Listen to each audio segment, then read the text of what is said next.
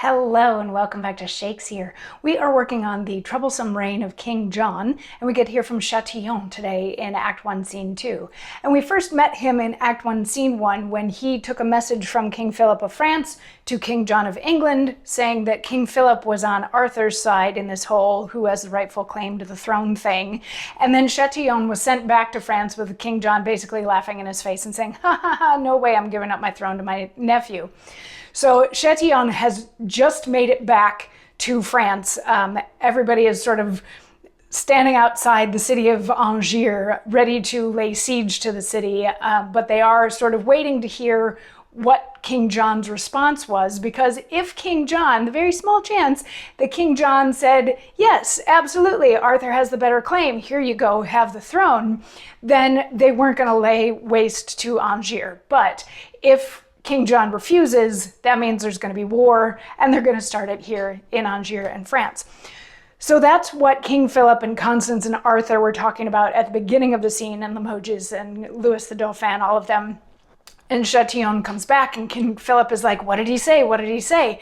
And Chatillon says, be I not brief to tell your highness all, he will approach to interrupt my tale, for one self-bottom brought us both to France. He, on his part, will try the chance of war, and if his words infer assured truth, will lose himself and all his followers ere yield unto the least of your demands.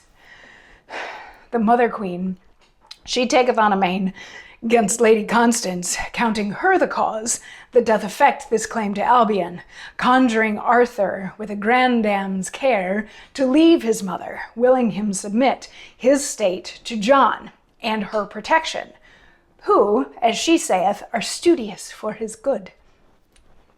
More circumstance the season intercepts. This is the sum which briefly I have shown. So this is Chatillon saying, I got to give you the Cliff Notes version because King John is right on my heels. And he's going to get, if I get into too much detail, he's going to arrive before I can tell you what his response was. Because basically we got here on the same boat. So he says, King John would rather die and lose all of England than give the throne over to Arthur. But Queen Eleanor has said that if Arthur wants to side with them instead of with his mother Constance, they will take care of him. And then he's like, that's pretty much all I can say because they're coming right behind me.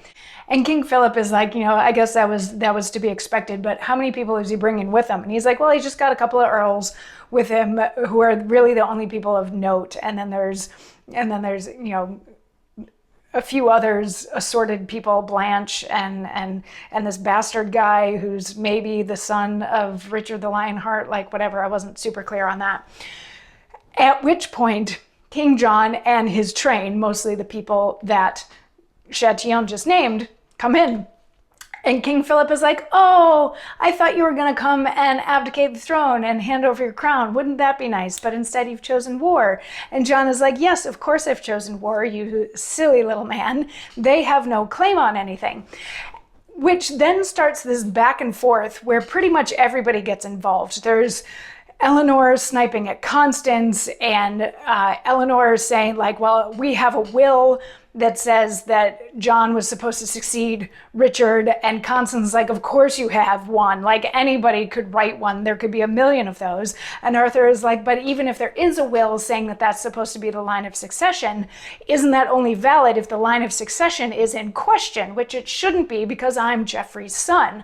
Like all this back and forth, and the English side is saying there's no proof that Arthur is Geoffrey's son, so therefore the claim is not valid. And the French side is saying, haha, but we killed your king, Richard the Lionheart. So shouldn't his rise to glory and his pompousness about that, followed by his sudden fall, be like a warning to all y'all?